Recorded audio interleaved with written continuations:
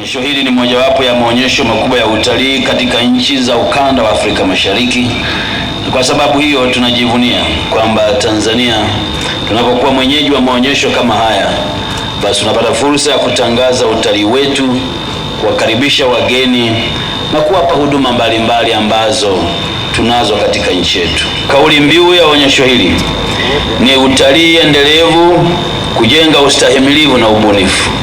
Kauli mbiu hii ni kauli mbiu bora, hususan katika kipindi ambacho sekta ya utalii imerejea katika hali yake ya ustawi baada ya kutokea kwa changamoto ya ugonjwa wa corona duniani.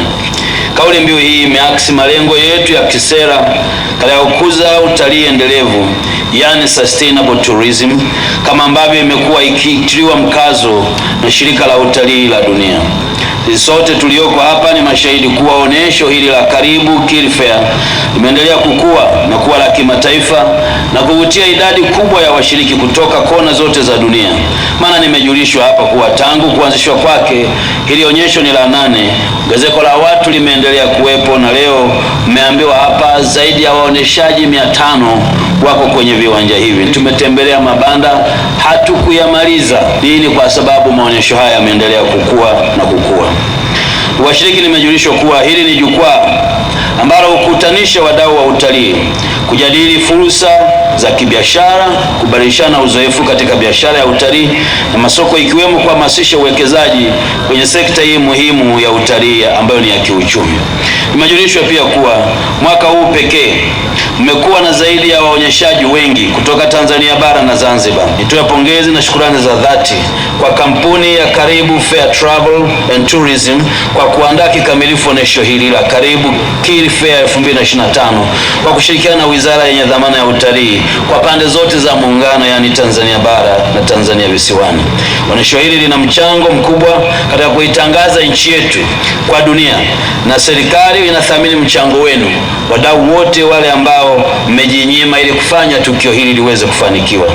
Na kwanza ni kuwapongeza ndugu zetu wa Karibu Kili Fair kwa kazi kubwa wanayoifanya ya kuendelea kutengeneza uchumi kwa wananchi wa mkoa wa Arusha. Jambo kama hili linafanyika katika eneo letu, na kwa kweli ni kichocheo kikubwa sana cha uchumi.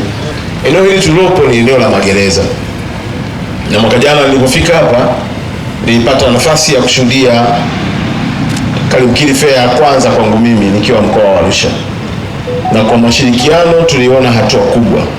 Lakini mwaka huu, Mheshimiwa Naibu Waziri Mkuu, tumepiga hatua kubwa kuliko mwaka jana, mpaka na waonyeshaji wa bidhaa au makampuni yameongezeka. Ndio ombi langu kwako, wewe ni mtu mahiri mwenye uwezo mkubwa na unaweza ukatusaidia wana Arusha kutimiza ndoto yetu.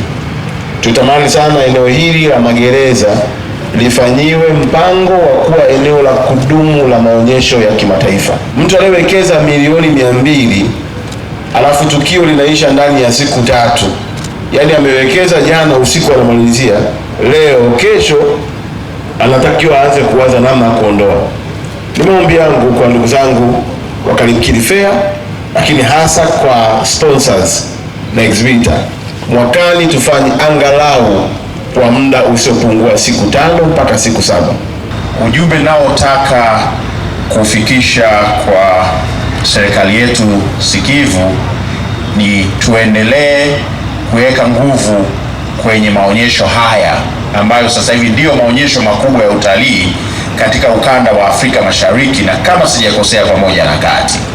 Na ukizingatia kwamba sasa hivi tuna mkuu wa mkoa anaielewa sekta vizuri, ni mtu wa vibe, anajua tunachokifanya, basi kwa pamoja tunaweza tukaimap hii fair ikawa onyesho kubwa la kwanza Afrika, na tunaamini inawezekana kwa sababu mawazo yetu mengi sana serikali yetu inayachukua na kuyafanyia kazi.